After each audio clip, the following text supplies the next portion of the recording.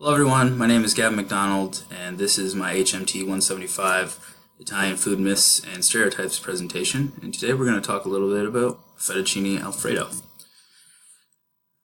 So, Fettucine Alfredo, is it representative of Italian cooking? We're going to find out today. I chose to discuss the myth of Fettucine Alfredo because it's so common here in the States, and it's also one of my favorite Americanized Italian dishes. And one of my assumptions was that because it's so common here in American Italian cuisine, I just kind of assumed that it was a really common food in Italy, which might turn out to not be the case. So what is Fettuccine Alfredo? Everybody kind of knows, but the differences are worth pointing out. The Italian version is just egg-based fettuccine noodles, butter, and Parmesan cheese. Really simple. The American version of the dish, and I'm citing specifically the Olive Garden version, but the others are very similar. Manufactured pasta, Parmesan and Romano cheeses, and a sauce, notably consisting of butter, heavy cream, milk, flour, and other thickening agents, as well as different garlic and other spices. And the result of that, the American dish ends up being a lot heavier, and the fact that we're served Fettuccine Alfredo often with either chicken or seafood is kind of not consistent with the way Italians would eat the meal. So the history of the dish, I think, is worth kind of examining how it ended up here in the States and how it became different. Late 1800s, fettuccine noodles start showing up in homes in Italy. In 1920s-ish, Fettuccine Alfredo was created by Alfredo di Lillo, a Roman restaurateur, and it was based on fettuccine Alfredo, but with more butter than what was traditionally used in the dish. And so kind of the fun story behind how Fettuccine Alfredo became something, a dish, was Fettuccine's wife had just given birth to their first child and lost her appetite and was having trouble eating. And so in a desperate attempt to get her to eat something, he made Fettuccine Alfredo and put a lot more butter in it than it would traditionally have.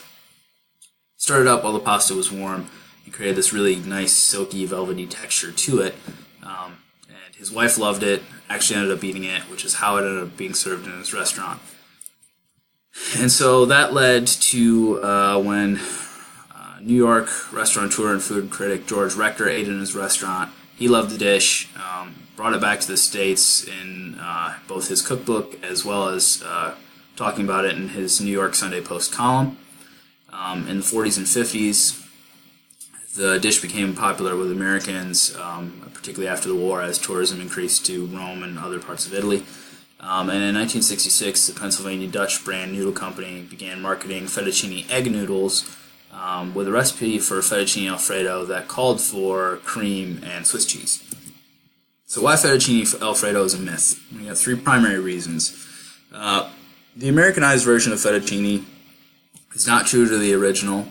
One of the authors that I was reading suspected that the heavy cream and even cream cheese were added because the butter and Parmesan that we had in the States at the time was not of the same quality of what was coming out of Italy, and so that was the way to kind of recreate the same texture that the Italian dish has. Also, the manner in which that the dish is served here with either a chicken or a seafood isn't consistent with how it would be eaten in Italy. As we've learned in some of our lessons we've talked about here,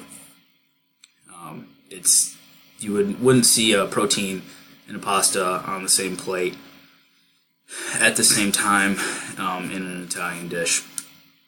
So that's kind of not consistent with how we're projected it here.